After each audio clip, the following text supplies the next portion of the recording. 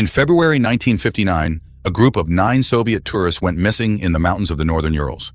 2 weeks later, their bodies were found at the base of Mount Utretin, which in the language of the indigenous people meant the Mountain of the Dead. The place was named after the leader of the expedition, the Dyatlov Pass. Many years later, American student Holly King became so interested in this case that she decided to gather a new group and go to this mysterious place. The catalyst was a film about an expedition by American scientists who tried to solve the mystery of the Dyatlov group's death but achieved no success. Holly's professor suggested she take up this case for her psychology project, and she invited her friend Jensen to work on it as a film director. They applied for and won a grant. The professor mentioned that she first learned about these events from a novella by Soviet journalist Yarovoy, who soon died in a car accident after the book's release. Jensen suspected that this was how the authorities tried to cover up something terrible. And although people now know a lot about the events of those years, the complete picture remains a mystery. The most common explanation is hypothermic dementia. Although this can happen to those exposed to freezing, in this case, all 9 experienced tourists started undressing at the same time, which is simply impossible. Another frequent explanation is an avalanche. But if they heard the avalanche, why did they sit near the camp for 3 hours without shoes? So there are many answers to this question, one of which involves the secrets of the Russian military, making it seem that the truth will never be known. The first stage of the journey is a flight from Oregon to Chelyabinsk, from where the group will head to the Mountain of the Dead, named by the Mansi people due to a series of unexplained deaths and mysterious disappearances. So the expedition included sound engineer Denise, climber Andy, president of the Northwest Pathfinders Association, who has conquered all the steep peaks in the USA, and his friend Hauser, who spent a whole year conquering the Himalayas. After gathering the group, the guys began to prepare, buying rations, studying maps, and training in the mountains. On January 25th, the team set off. Sometime later, news broke across all U.S. TV channels about the disappearance of 5 Oregon students in the Ural Mountains. Rescuers managed to find their belongings, tents, backpacks, and other equipment.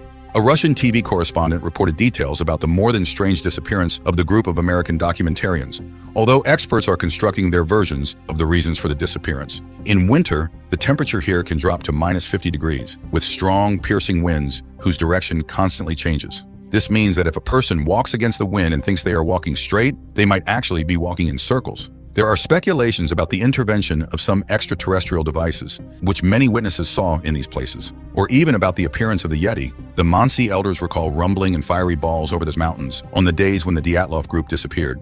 They consider these places a portal to the other world. The students wanted to repeat the infamous Dyatlov expedition, and it seems they succeeded. Rescuers managed to find a camera that captured the last days of the documentarians' lives. A group of hackers posted frames on their portal, showing Holly talking about the darkness that followed her from the open door, while Jensen calms the girl, although she is sure they will not get out of this place. The action shifts to a month earlier, when lively and cheerful students are traveling to the Urals. On the train, they are having fun, hoping for success and worldwide fame. Andy is proud of his acquisition, a phone with GPS, which will help them navigate the mountains, while Holly conducts tests to find out people's desire to hike. Soon, the group arrives in the town of Ivdel, where they plan to interview the only surviving member of the Dyatlov expedition, who left the route due to illness, but now he is held in a psychiatric hospital. However, doctors do not allow the Americans inside, and they only manage to see the old man showing them a note saying, "Leave." In the evening, the group goes to a local bar. The bartender pours them local moonshine and says that the Dyatlov group stopped here in 1959 and drank the same thing as the Americans. There, they meet Sergei, who speaks English and drives them to the village of Vizar, the last point before heading out on the road. The man tells them that his aunt, an English teacher, participated in the search for the Dyatlov group. She claims that in 1959, not 9 but 11 bodies were found near the Mountain of the Dead. Next to the last 2, which looked very different from the others, lay some unknown device. But none of this was mentioned in the reports. After the conversation, the guys set off on foot. At night, they stop and set up camp as the weather begins to change. Hauser prepares a camp dinner, and the guys have fun joking with each other. At night, people see strange lights in the sky and recall reports of orange flashes over the Dyatlov camp. But they decide they still won't be able to solve this mystery and go to sleep. However, in the morning, they notice numerous barefoot tracks of unusual sizes around the tents, resembling human ones. The main thing is that the tracks have no beginning or end, as if some creatures did not come to the camp but flew in. Nevertheless, they set off to explore the area. Soon, the students find an abandoned meteorological station, around which the same tracks are found. And in the station's booth lies a torn-out human tongue. Denise panics and asks Holly to leave. But Jensen tells her about a pass in China where animals and birds crash into cliffs and people go insane and die. It is said to happen because of the sound of the wind. Holly admits that she had a similar dream. Mountains, snow, and some door with darkness behind it. And then she heard about the Dyatlov Pass and realized that she would find out everything here. During their conversation, the camera captures 2 human figures running far in the background. Later, they go further and unexpectedly come to the Dyatlov Pass. Once, 9 people set up camp in this very place, had dinner, and went to sleep. But somewhere between 9 and 11 at night, something that the authorities called an unknown irresistible force forced them to leave the tent in such horror that they cut it from the inside and ran into the night, where it was minus 28 degrees. Holly marks the places where their bodies were found. The first deceased, Rustem Slobodin, Igor Dyatlov, the group's leader and the most experienced tourist. It was probably his idea to leave the tent. Zinaida Kolmogorova was closest to the camp, the only victim who resisted, as her tongue and most of her oral cavity were torn out.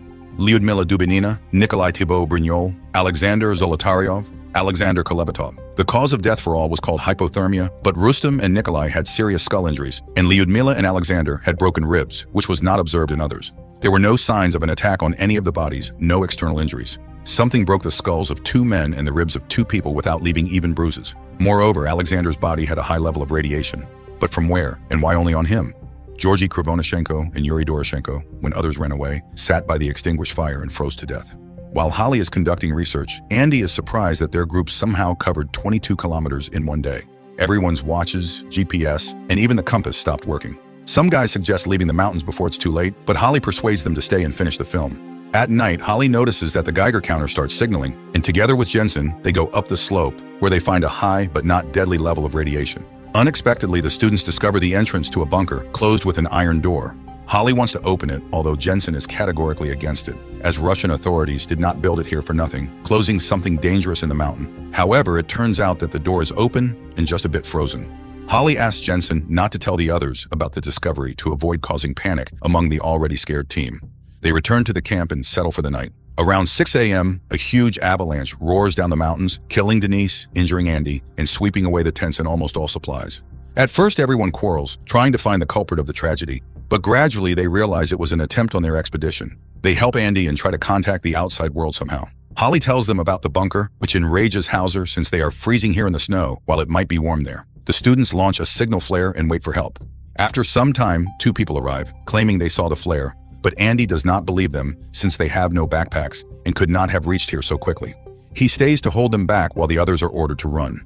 The strangers shoot Andy and wound Hauser. Holly, Jensen, and the wounded Hauser barely manage to get into the bunker. The strangers pursue them, but the students close the door. The Americans turn on the lighting, although it is dim and flickering. Running through the tunnels, they find a laboratory full of various devices and documents, among which are old journals with the names of people who died in the line of duty. There are also details about the famous American experiment with the teleportation of the USS Eldridge. Hauser feels unwell and stays put, as Holly promises to find an exit in return for him.